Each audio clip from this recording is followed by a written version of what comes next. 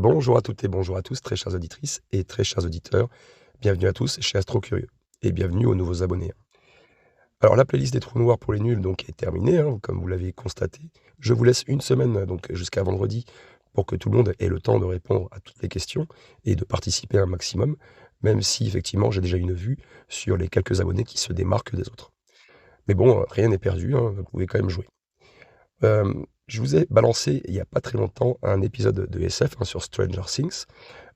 C'est un épisode de science-fiction, donc il y a pas mal d'auditeurs qui me demandaient: «Que veut dire SF?» Alors SF, c'est science-fiction. Voilà, comme ça, c'est dit. Peut-être que c'était pas assez explicite, mais je pensais que, voilà, vous aviez compris. Donc je vous ai fait un petit test, sur cet épisode de SF où effectivement, je vous ai mis un quiz sur Google Forms et donc voilà, j'aimerais bien avoir un retour de votre part si, le lien fonctionne, si ça vous intéresse, si, c'est pas trop, on va dire, parce que je vous demande effectivement votre adresse mail, pour que je puisse comptabiliser, les pour avoir des statistiques, très complètes, comme je vous l'ai déjà expliqué dans les épisodes précédents. Donc effectivement, je vois votre adresse Gmail, mais je peux voir aussi les points, les bonnes réponses que vous avez et donc ça me permet de réellement voir, quel abonné participe le plus et celui qui a le plus d'interactivité. J'ai d'autres algorithmes après que j'utilise, enfin des petits scripts Python qui me permettent de voir directement sur ma chaîne YouTube, effectivement, le nombre de commentaires que vous avez, les réponses et cetera, les likes, et tout ça. Bien, on va essayer de pas faire une intro trop longue. Je vais débuter donc maintenant une playlist sur donc les mystères un peu qu'il y a dans notre univers. C'est une playlist de 10 épisodes. Donc, celui-ci, c'est le premier. Vous avez dans la description normalement le lien vers Google Forms, donc c'est le quiz, de cet épisode-là. Donc je vous le dis, maintenant à partir de cet épisode-là, les 10 prochains épisodes donc seront comptés, donc n'hésitez pas à participer un maximum, allez répondre au quiz et donc commenter et liker, la vidéo. Ça vous fera donc, ça vous permettra d'avoir plus de visibilité. Vous vous démarquerez des autres et vous serez peut-être sélectionné à la fin des 10 épisodes pour un autre cadeau, comme je l'ai fait pour le 1er quiz.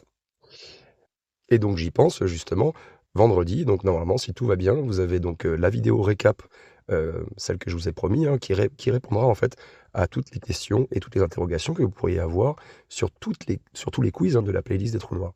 Donc on va passer en revue toutes les questions une par une et voilà, je vais vous donner des statistiques, c'est une vidéo qui sera coupée en 2, elle sera quand même assez conséquente, mais vous pourrez refaire le jeu avec moi, on pourra le refaire ensemble et comme ça voilà, ça permettra de répondre un petit peu plus précisément à toutes les questions que vous auriez pu vous poser, pourquoi cette réponse et pas une autre, voilà. Donc vous inquiétez pas, ça arrive vendredi, elle est déjà quasiment prête. J'attends juste les dernières statistiques, comme je viens de vous le dire. Il faut que je patiente un petit peu encore, pour avoir les dernières stats. Et pour finir, et après j'arrête de vous embêter, très chères auditrices et très chers auditeurs, en ce qui concerne les cadeaux, que je vous avais parlé, donc pour la playlist des trous noirs, pour les nuls, donc les 2 meilleurs abonnés en fait, recevront donc, mon livre, Braxville, gratuitement chez eux. Ils l'auront gratuitement.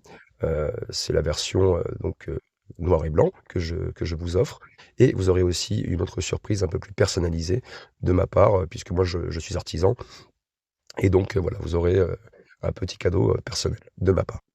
Il faudra que je prenne contact avec vous, donc, voilà. Si les abonnés sont d'accord, si les 2 meilleurs abonnés sont d'accord pour être, affichés, on va dire, sur la vidéo, eh bien, je mettrai leur nom et je mettrai, leur tête et puis, bah, on les félicitera tous ensemble et voilà. Et donc on fera pareil pour, cette playlist-là, donc, sur les mystères un peu de notre univers et donc, voilà, il y a 10 épisodes, je vous le répète et celui-ci, c'est le premier. Allez, ça fait déjà 4 minutes, mais c'était important de faire un point là-dessus. Commençons tout de suite l'épisode. C'est parti. Allez, commençons l'épisode. Après cette longue intro, constatons une chose, c'est que depuis des décennies, les astronomes et les physiciens, sont confrontés à un mystère cosmique profond. Une forme de matière, qui ne peut pas être vue, ni détectée directement, mais dont l'influence gravitationnelle est essentielle, à la structure de notre univers. Cette matière mystérieuse, que l'on appelle matière noire, constitue en réalité une grande partie de la masse totale de l'univers. Dans cet épisode, qui sera sûrement, je pense, assez long, on va explorer quand même ce qu'est la matière noire, son rôle crucial, dans la formation des grandes structures cosmiques, et les méthodes ingénieuses, que les scientifiques utilisent pour en déduire son existence. Tout d'abord, commençons par la compréhension de cette matière noire. Donc cette matière noire, c'est une forme hypothétique de matière qui n'émet, n'absorbe, ni ne reflète la lumière. Donc c'est ce qui la rend invisible, hein, pour les instruments d'observation traditionnels. Et il faut constater aussi qu'elle interagit très faiblement avec la matière ordinaire et les forces électromagnétiques. Et c'est ce qui complique, hein, du coup, sa détection directe. Mais pourtant, elle représente environ 27% de l'univers. Et ça surpasse largement la matière ordinaire, hein, qui, elle, ne constitue que 5%. Alors, l'idée de la matière noire, elle remonte aux années 1930, hein, lorsque l'astronome suisse Fritz Zwicky, qui étudia la vitesse des galaxies, hein, dans l'amas de la chevelure de Bérénice, j'essaierai de vous mettre euh, cette petite photo à l'écran, eh bien, il va remarquer que les galaxies, en fait, se déplaçaient si rapidement que la gravité de la matière visible ne pouvait pas les maintenir ensemble. Alors, pour expliquer cette anomalie, Zwicky, en fait, il proposa l'existence d'une masse manquante et qui n'est pas observable. Plus tard, dans les années 1970, Vera Rubin et Kent Ford confirmèrent cette idée en observant les vitesses de rotation des étoiles, hein, dans les galaxies spirales. Il y a plusieurs types de galaxies. Contrairement aux attentes basées sur la distribution de la matière visible, eh bien, les étoiles en périphérie, hein, des galaxies tournaient à des vitesses similaires à celles près du centre. Et ça, c'est bizarre. Du coup, cette observation, elle suggère la présence d'une grande quantité de matière non visible qui exerce une influence gravitationnelle, si vous préférez. Alors, la nature exacte de la matière noire, euh, pour le moment, elle demeure l'un des plus grands mystères de la physique moderne, hein. Il y a plusieurs hypothèses, hein, qui ont été avancées, sur lesquelles j'ai déjà parlé longuement sur ma chaîne, notamment l'existence de particules exotiques comme les WIPS, les Weakly Interacting Massive Particles, et, ou alors les actions, comme on pourrait dire. Et ces particules qui ne sont pas prévues en fait, hein, par le modèle standard de la physique des particules, en fait, interagiraient très faiblement avec la matière ordinaire. Et c'est ça qui explique un petit peu leur discrétion, si je puis dire. Alors, la deuxième question qu'il faudrait se poser, c'est quel est son rôle dans la formation des structures cosmiques?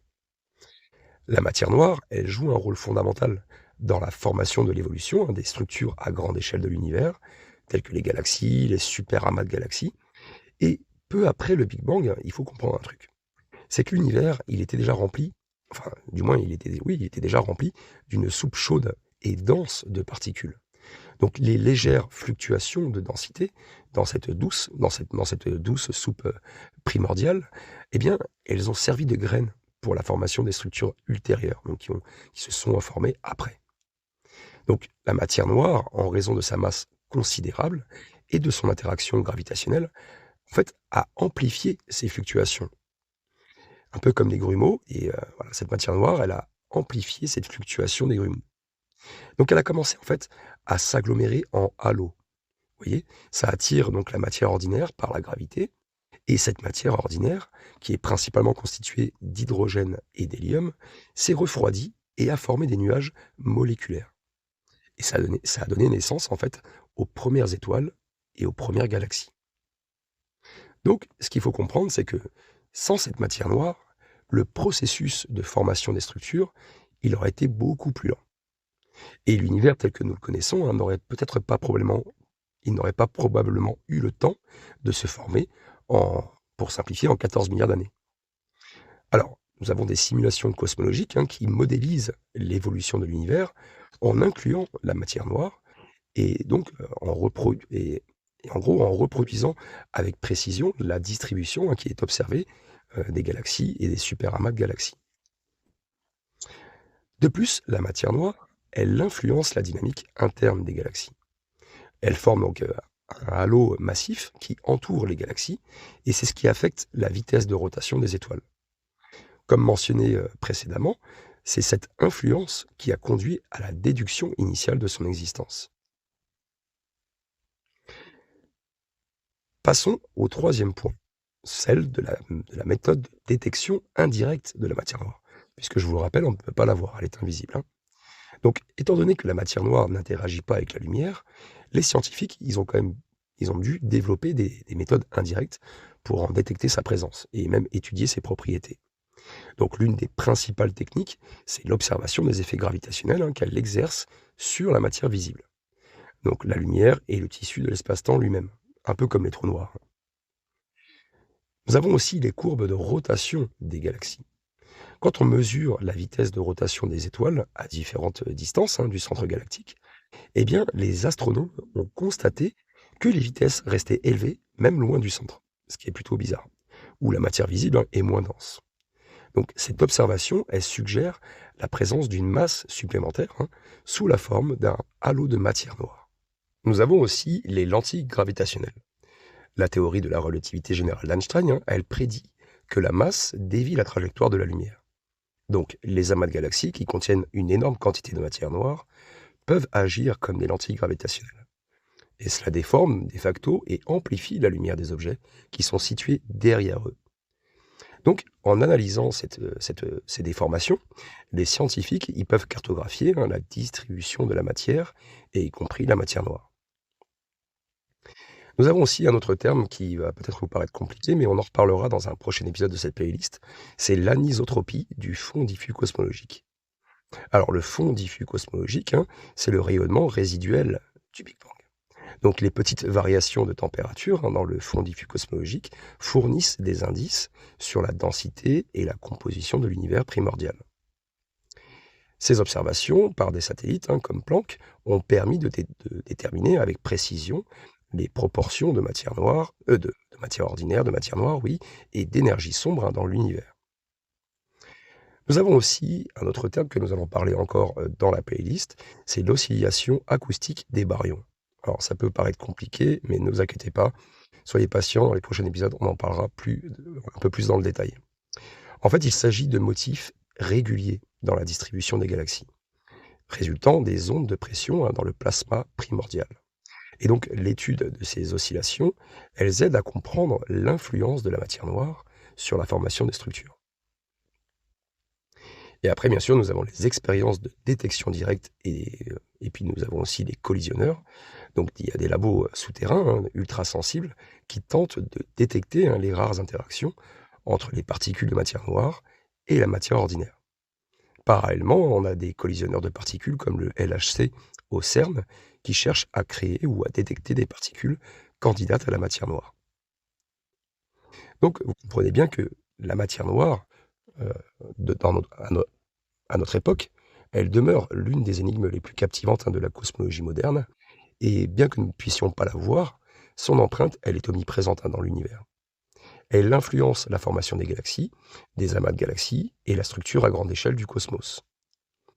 Alors bien sûr, il y a beaucoup d'efforts encore à faire pour comprendre sa nature exacte, et ça continuera de toute façon de repousser les limites de la physique, et chaque nouvelle découverte nous rapproche un peu plus de la résolution de ce mystère cosmique. J'espère que cet épisode vous a plu en tout cas.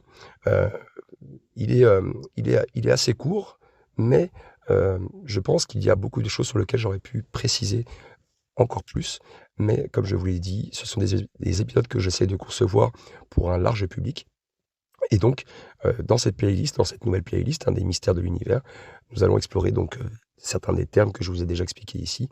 Dans cet épisode, vous allez voir, vous comprendrez tout à la fin. Vous avez le quiz dans la description, donc c'est sur Google Forms. Peut-être que je vous mettrai un petit sondage ou deux pendant ce temps-là dans la communauté YouTube. Mais comme je vous l'ai déjà dit, c'est vraiment important pour moi d'avoir des stats fiables et d'avoir une bonne visibilité de ceux qui interagissent le plus avec ma chaîne pour que vous soyez sélectionnés. Voilà. Pour cette playlist, il y aura 3 abonnés qui seront sélectionnés. Je ne l'avais pas dit au début, mais cette fois-ci, vous serez 3 à être sélectionnés. Si vous avez apprécié le contenu, je vais y arriver. N'hésitez pas à me le dire en commentaire, avec un petit pouce en l'air, un commentaire. Vous pouvez vous abonner si vous ne l'êtes pas. En ce moment, vous êtes actuellement 75% à regarder mes vidéos et à ne pas être abonné. Voilà. Prenez tous soin de vous et à très bientôt. Ciao.